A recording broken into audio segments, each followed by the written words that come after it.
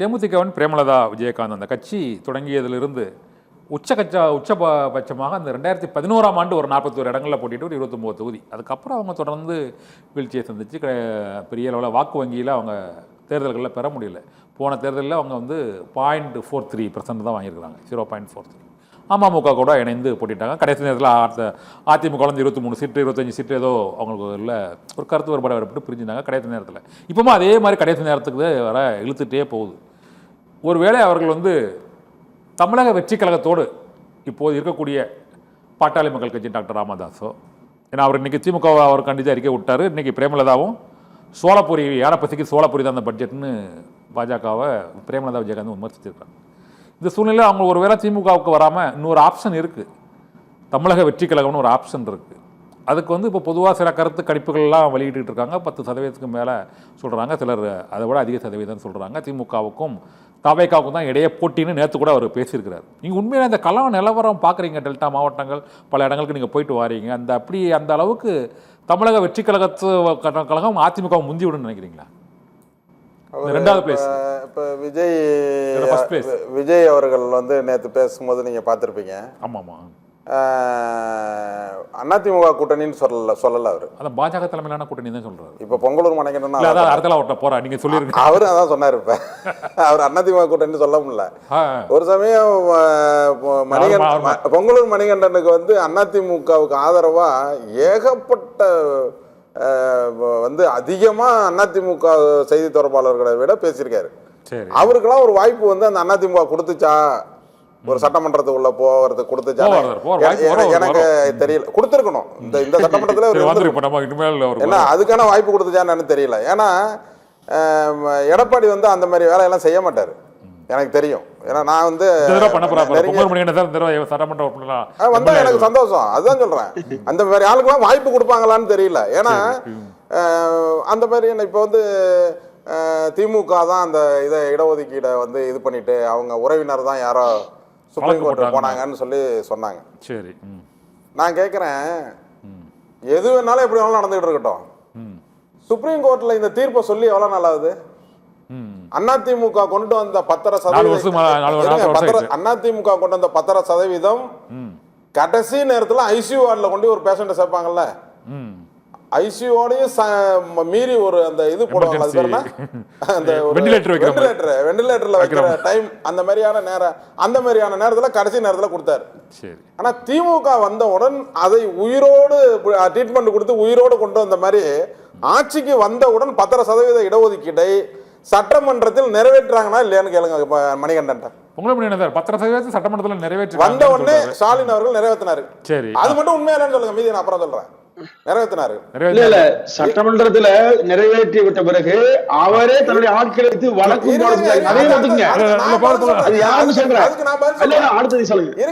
சட்டமன்றத்தில் நிறைவேற்றினாங்களா இல்லையா அதை மட்டும் சொல்லுங்க.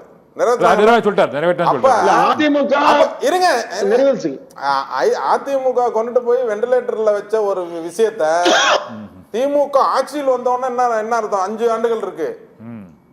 ஆனால் தைரியமா வந்த உடனே முதல் வன்னியர்களுடைய தீர்மானத்தை இந்த அரசாங்கமும் அந்த அரசாங்கம் கடைசி நேரத்தில் இது மாதிரி கைவிட்டாலும் நாங்கள் காப்பாத்துக்கிறோம்னு சட்டமன்றத்தில் நிறைவேற்றினாங்க. அந்த நிறைவேற்றி கொண்டு வந்தாங்க பாத்தீங்களா, அந்த கேப்புக்கும் ஸ்டே கிடைக்கிறதுக்கும் இடையில ஒரு 1.5 லட்சம் பேர் இருப்பாங்கன்னு நினைக்கிறேன். ஒரு தோராயமா வன்னியர்கள் அந்த 10% ஒரு 1.5 லட்சம் பேர் வேலை வாய்ப்பு, கல்வி, இது மாதிரி என்னென்ன அரசு பணி இருக்கோ பலன் பெற்றாங்க. 1.5 லட்சம் பேர் போயிட்டாங்க இந்த ஸ்டே வரைக்கும் உள்ள காலகட்டத்தில் சொல்றேன். ஒரு தோராயமா சொல்றேன், சரி சரி சரி, அது கூட குறைச்சா இருக்கலாம். ஒரு தோராயமா போயிட்டாங்க. கோர்ட்ல ஸ்டே கொடுக்கும் போது என்ன சொன்னுச்சுன்னா, இந்த இடைப்பட்ட காலத்துல இருந்தவங்கள யாரையும் நீக்க கூடாது, அது அப்படியே நீடிக்கிட்டு அவங்க போனவங்க அப்படியே இருக்கணும் சொல்லிட்டாங்க. அதுக்கு இன்னையில இருந்து தான் இது ஸ்டே. இதை வந்து தமிழ்நாடு அரசு வந்து இந்த மாதிரியான விஷயங்களை கையில எடுத்து நீங்க ஒரு டேட்டாவை தயார் பண்ணி கொடுங்கன்னு சொல்லிடுச்சு. ஓகேவா? அதுதானே இப்ப குற்றச்சாட்டு சொல்றாங்க. சரி, நான் பொங்கலூர் மணிகண்டன் கேட்கிறேன், முதலமைச்சர் வேட்பாளர்னு இன்னும் முடிவாகல, ஆனா சொல்லிட்டு இருக்காரு எடப்பாடி. அவர்கிட்டயும் இந்த இது வாயிலாவே அவர் பார்க்கட்டும், அவர் என்ன நல்லா பாப்பாரு இதெல்லாம். இல்லைங்க, அவரு சொல்லிட்டு இருக்கிறாரு நிறைய பேர் கூட்டணி ஆட்சின்றாங்க. கூட்டணி ஆட்சின்னு வரும்போது தெரியும்ல, நான் முதலமைச்சரா 2 வருஷம் இருப்பேன். பாமகவுடைய கோரிக்கை அப்படின்னா சுழற்சி முறையில் 5 வருஷமும் ஒரு சமுதாயமும் வரணுன்றதெல்லாம் பாமகவினுடைய உயிர்நாடி கொள்கை. அதனால அது ஷார்டேஜில் வந்துச்சுன்னா எப்படி வேணாலும் நடக்கலாம். அது நம்ம அடுத்த கட்டத்துக்கு போயிடுவோம். அவர்களிடம் நான் கேட்பது என்னன்னா, பாட்டாளி மக்கள் கட்சியை சேர்ந்த 5 வருஷம் மத்திய அமைச்சராக இருந்த, பல ஆண்டுகள் எம்பியா இருந்த அன்புமணிக்கும் கேட்கிறேன். சுப்ரீம் கோர்ட் சொல்லிட்டு தமிழ்நாடு அரசு செய்யணும், போராட்டம் பண்றோம் சொல்றீங்களா? கோர்ட்டு சொல்லிடுச்சு, நீங்க ஜுடிஷியலா போயிட்டீங்க. ஜுடிஷியலா சுப்ரீம் கோர்ட் சொல்லி 3.5 வருஷம் ஆன பிறகு இந்த 3.5 வருஷத்துல ஒரு அரசாங்கம் சொல்லி செய்யலன்னு வச்சீங்க, நீங்க ஏன் மக்களை போய் சந்திச்சு போராட்டத்துக்கு போறீங்க? அதே கோர்ட்டுக்கிட்ட அவரு மனிதர் தானே நீதிபதியும். ஐயா நீங்க சொன்னீங்க, இது வரைக்கும் செய்யவே இல்லை ஐயா. ஏன் இப்ப சொல்றாருல, யாரோ திமுகவை சேர்ந்தவரை செஞ்சுட்டாருன்னு. நீங்க அதிமுக சேர்ந்தவங்க நீங்க போய் வன்னியர்கள் மீது மிக அக்கறையா இருந்து, ஐயா நீங்க நீதியரசர் ஐயா நீங்க சொன்னீங்க இந்த அரசாங்கம் செய்ய மாட்டுது, அதெல்லாம் கண்டெம்ட் ஆஃப் கோர்ட் நீங்க போயிருக்கலாம், நீங்க கொடுங்க அப்படின்னு நீங்க போயிருந்தீங்கன்னா, நீங்க வன்னியர் மீது உண்மையான பாசம் பற்று உள்ள. அப்ப நீங்க என்ன நினைக்கிறீங்க? ஒரு எடப்பாடி சொன்ன ஒரு வீடியோ உங்களுக்கு இப்ப காமிக்கவா? இத பாருங்க, அவர் பேசினது. இது இந்த 10% கேக்குறாங்க. அவர் சொன்ன பதில பாருங்க.